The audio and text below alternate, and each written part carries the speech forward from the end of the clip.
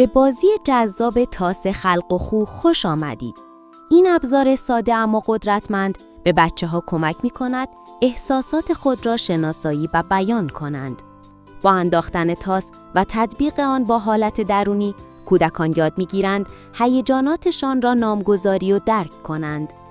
اهداف اصلی این بازی عبارتند از بیان احساسات و درک دیگران.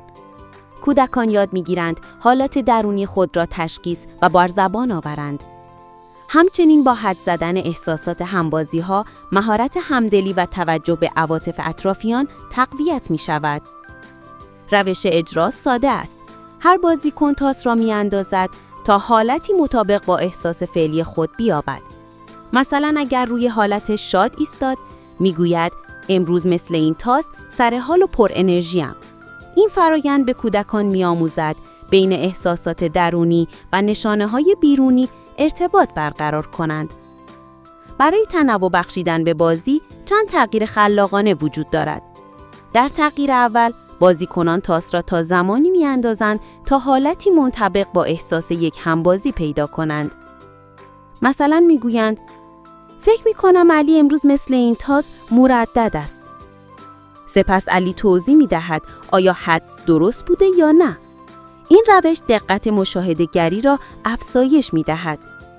در تغییر دوم، مربی یک موقعیت فرضی مثل امتحان یا مهمانی را توصیف می‌کند، بازیکنان تاس می‌اندازند تا حالتی را که در آن موقعیت دارند نشان دهند. این تمرین مهارت تحلیل هیجانی در موقعیت‌های مختلف را تقویت می‌کند. در تغییر سوم، یک بازیکن به عنوان حدس‌زن انتخاب می‌شود. دیگران بدون صحبت حالات تاس را با چهرهشان نمایش می‌دهند. حدس‌زن باید حالت هر فرد را تشخیص دهد. این نسخه مهارت تشخیص حالات چهره را تمرین می‌دهد.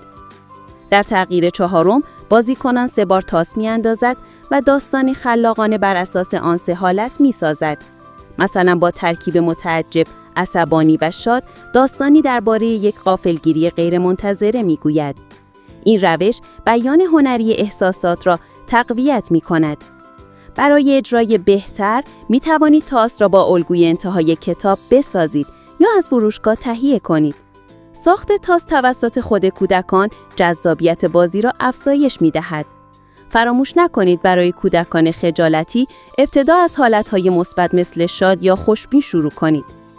برای تقویت مهارت‌های احساسی، بازی‌های مکمل دیگری مانند بازی شماره 9، نقشه کشی احساسات روزانه، بازی 20، ساختن پازل شخصیت و بازی 85 نمایش احساسات با بدن را نیز امتحان کنید.